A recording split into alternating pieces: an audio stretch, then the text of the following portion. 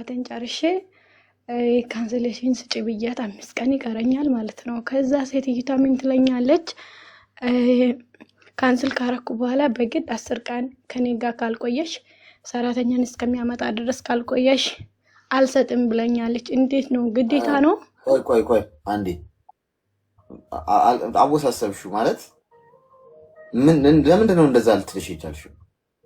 ኮንትራቱን ጨርሼ ሊወጣ 5 ቀን ይቀረኛል። እሺ ከዛ ካንስሌሽንን ስጭኝ አሁን እየተዘጋጀው ነው ሻንጣ ምናምን ሊወጣ ነው ስላት ከ10 ቀን በኋላ ካንስል ካረኩ በኋላ 10 ቀን ከኔ ጋር ካልቆየሽ አልሰጥም አለችኝ። ለምንድን ነው እንደዛ የፈለገችው እሷ? ምን አውቃለሁ። መብቶ የእሷ ግዴታ ነው መቀመጥ አለብኝ። የለብሽም። ካንስል ከተደረግሽ ኦልሬዲ እዛ የመስራት በቃ መብት የለም። እነሱም አንቺን የማሰራት መብት የላቸው።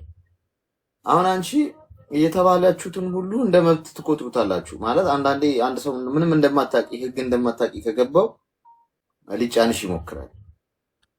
ሰው አንቺ ምንድነው ማለት ያለብሽ? አሁን ምንድነው ማለት ያለብሽ?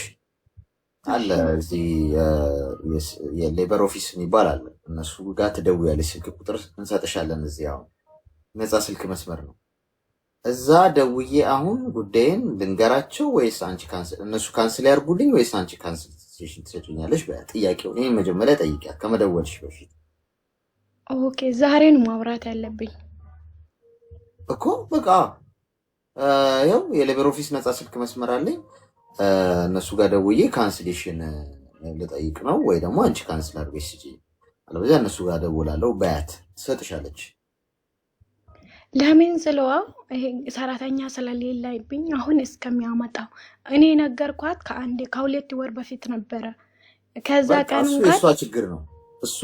አሁን እሷ አድቫንቴጅ ነው እየያዘች ያለችው። ገብቶሻል? አድቫንቴጅ ነው ራሷ። እሷ ሰራተኛ ስለሌላት ሰው አንቺን በነፃ 10 ቀን ሙሉ ልታሰራሽ። ገብቶሻል? አዎ እኔም ቀራማ ስለሚገባኝ በኋላ ሌላ ቦታ ስራ መቀጠል ስለምፈልግ አንቺ አሁን 10 ቀን ብትቆይ ምንድነው የሚፈጠረው? እኔ ስራ መግባት ፈልጋለሁ ሌላ ቦታ እኮ። ግን ምንም አይሆንም። ወረቀትሽ ላይ የሚፈጠር ነገር የለም።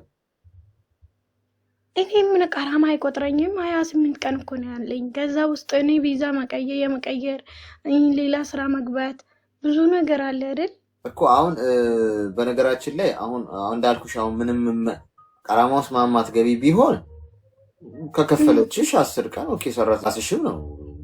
ገብቶሻል? ገቢው በነፃ አትሰሪላትም። ዞሮ እኮ ችግር አልነበረውም። ግን አንቺ ካንስል ከተደረግሽ በኋላ ከሆነ እንድትቆይላት የምትፈልገው ትክክል አይደለም። ምክንያቱም የሚሰጥሽ 28 ቀን ነው። 28 ቀን ላይ 10 ቀን ስትቀንሺ ስንት ቀን ይቀራል? 18 ቀን አይደል? ስለዚህ በ18 ቀን ውስጥ አንቺ ስራ ፈልገሽ ልታገኝ የምትችይበት እድል ላይኖር ይችላል። አንቺም ሉዝ ነው የምታደርጊ። ገብቶሻል? ይሄንን ነገር ግዴታ መቀመጥ የለበትም። እሷ ግዴታማ የለብሽም። ግን ደሞዝ አትሰጥም እንኳን እስከ 2 ዓመት ራሱ እያሰቃየን ሰራተኛ ብዙ ሰራተኛ ጠፍቶ እኔ ብቻ ነኝ የቀሩት። የሚባል ነገር የለም። ብትቆይ እንኳን እንደ ትብብር እንኳን ጊዜ ኖሮሽ ብትቆይላት እንኳን ሳትከፍልሽ እንዴት ትሰሪያለሽ እንዴ? እኔ እናቷ ልጅ ነሽ እንዴ? አንቺ ለጽድቅ እንኳን መጣሽ። ግን እኮ እኔ እሺም አልልም እያልኳት ነው። እኔም በኋላ ብሎክ ብታደርገኝ ብዬ ፈርቼ ነው። ይሄ ስርቀምን ብብል አትችልም። አንድ ነገር ልንገራችሁ በዚህ አጋጣሚ፣ አንድ ሰው ተነስቶ ዘሎ ብሎክ ማድረግ አይችልም። እንዴ ምን ሆናችሁ ነው? እንዲህ ማለት ከሆነ እኮ ህጉ እኮ ፌር አይሆንም አይደል እንዴ? አንድ ሰው ቂም ከያዘብኝ እኮ ሄዶ ብሎክ ሊያደርገኝ ነው። አንቺ ኦልሬዲ ከዛ ቤት ከጠፋሽ ነው ችግሩ። ካልጠፋሽና እዛው ቤት ከሆነ እየሰራሽ ያለሽ ሄደው ብሎክ ቢያረጉ ቪዛሽን ቢያዘጉ ምን ቢያረጉ ምንም ሊያመጡ አይችሉም። ከጠፋሽ ነው ችግሩ። ከጠፋሽ ኤቪደንስ አላቸው። እቺ ልጅ ሰርቃን ጠፋች ወይ ጠፋሽ ብሎ ካመለከቱ አንቺ ምንም ማረጋችሁ። ኦልሬዲ ግን እዛው ህጋዊ ሆነሽ እየሰራሽበት ያለሽበት ቤት ውስጥ ከሆነ ግን ያለሽው ከዛ ሳትወጪ ከሆነ ማንም አንቺ ጫፍሽን መንካት አይችልም። አትፍሪ ማለት ነው። መብትሽን ተጋፈጭ። እምቢ ማለት ያለብሽ ነው። እሺ እሺ እሺ እሺ። ተባረክልኝ። እሺ አመሰግናለሁ። አሁን እሷ ገና ለገና ሄዳ ብሎክ ብታረገኝስ የሚል ፍርሃት ነው እንዴ? ስትፈራረሚ እኮ ህጉ እኮ ላሰሪውም ለሰራተኛውም እኮ። ታዲያ የሰራተኛ እኮ ተቋም እኮ የተቋቋመው እኮ እዚህ ሀገር ያለው እኮ ይሄንን እኮ ለመፍታት እኮ።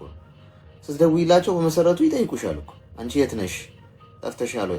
የት ነው? እንዴት ነው? ሁሉ ነገር ታብራሪያለሽ። ከዛ እነሱ ፋይል ይከፍታሉ፣ ያጣራሉ ሁኔታው። ይሄ ማለት እኮ አሁን ሌሎቻችሁ አሁን ፍርሃት ውስጥ ያላችሁ ሰዎች አንድ ሰው ለምሳሌ ሄዱ ከሰሰኝ እንበል ፖሊስ ጣቢያ፣ ፖሊስ መጥቶ ዘሎ ይዘኛል እንዴ?